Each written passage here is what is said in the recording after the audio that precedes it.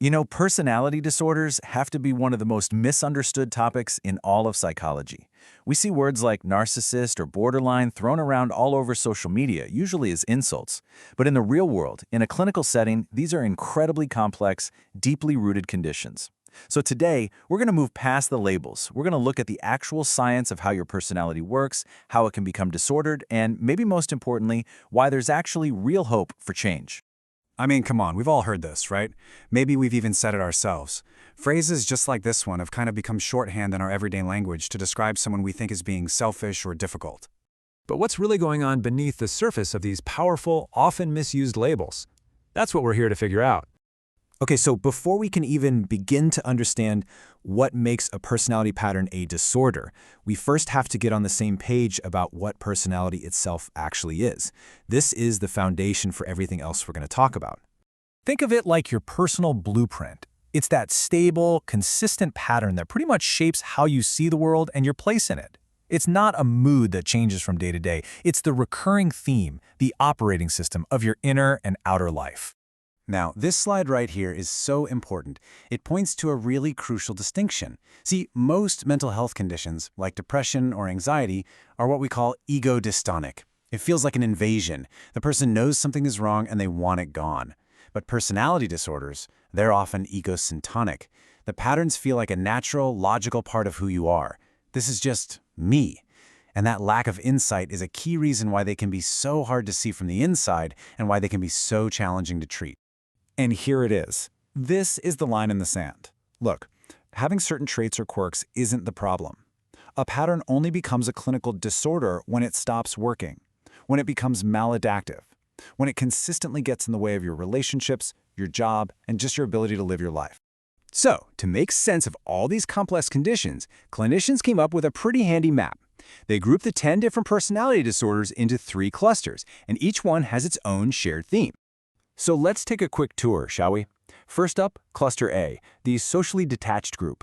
This one is really driven by unusual ways of thinking, cognitive distortions. Then you have Cluster B, the externalizing group. This is the one that gets all the attention in movies and on social media. It's defined by these really intense, fluctuating emotions and major struggles with impulse control. And finally, there's Cluster C, the internalizing crew, which is characterized by patterns that are really driven by deep-seated anxiety and fear. Okay, so now that we have a map of what these disorders look like, let's get to the really big question. What causes them?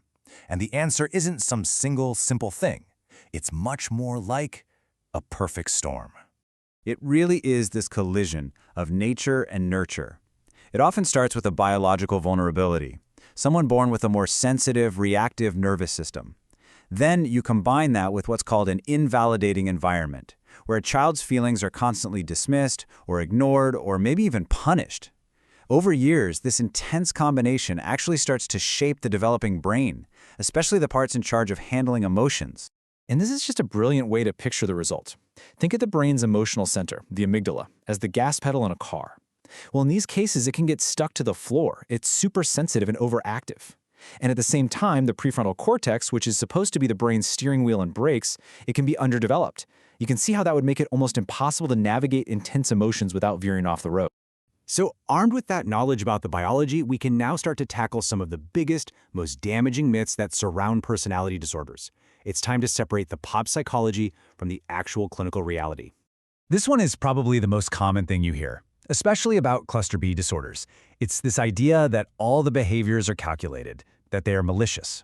And this myth is just so damaging because it completely wipes out any empathy for people who are, frankly, in a tremendous amount of pain. But the clinical reality is usually something very different. What looks like manipulation from the outside is so often a frantic, desperate attempt to get very basic needs met. Needs for safety, for connection, for validation.